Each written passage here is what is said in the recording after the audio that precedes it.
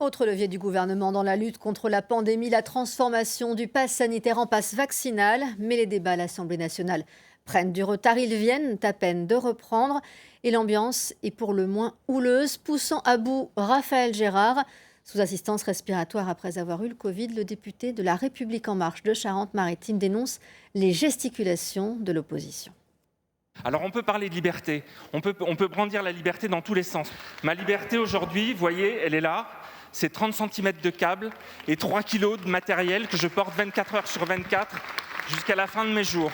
C'est ça la réalité, c'est la mienne et c'est celle de dizaines de milliers de personnes dans ce pays dont la vie a été bouleversée par une épidémie. Chaque fois que je sors dans la rue, que je prends les transports, que je prends le train, je ne me pose pas la question de savoir si je peux manger ou pas des cacahuètes.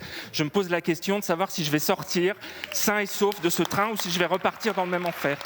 Vous pouvez continuer à gesticuler toute la nuit, mais chacune de vos gesticulations est une insulte aux 130 000 personnes qui sont mortes.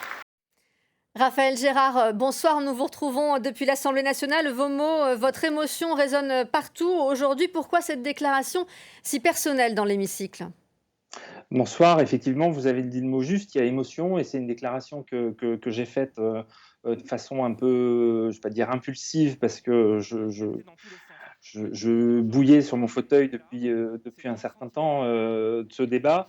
C'est intervenu à un moment du débat où effectivement j'avais le sentiment qu'on était en train de s'éloigner du sujet. Et donc effectivement, j'ai voulu rappeler que derrière des enjeux qui paraissaient être avant tout des enjeux politiques, mais de mauvaise politique, c'est-à-dire de basse politique. Il fallait se rappeler que tout le temps qu'on était en train de perdre là à disserter sur la consommation de friandises dans les TGV, était du temps pendant lequel des personnels soignants luttaient dans les services de réanimation, pendant lesquels, pour maintenir des personnes en vie, pendant lesquels d'autres personnes recevaient ces échanges puisque c'était ma situation personnelle à cet instant même. Alors, quels échos Euh, avez-vous eu justement suite à cette prise de parole?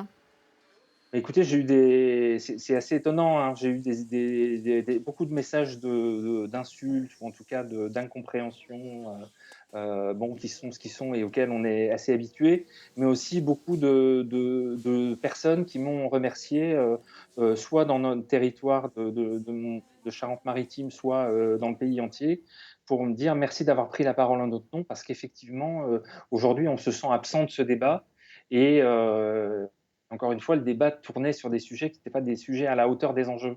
À vos yeux, Et qu'à un le moment, il pass est vaccinal est aujourd'hui une nécessité, un enjeu de vie, de mort. Pourquoi? le pass sanitaire l'a été parce que, et c'était le début de mon propos dans mon intervention d'hier, c'était de dire on ne peut pas découper le problème en une multitude de micro-sujets qui viennent servir telle ou telle cause politique. Aujourd'hui, le sujet du Covid, c'est un sujet qui concerne la planète entière, qui concerne différents stades de la maladie. Il y a l'aspect prévention, et vaccination est un des éléments, sinon l'élément essentiel de la prévention, avec le respect des gestes barrières.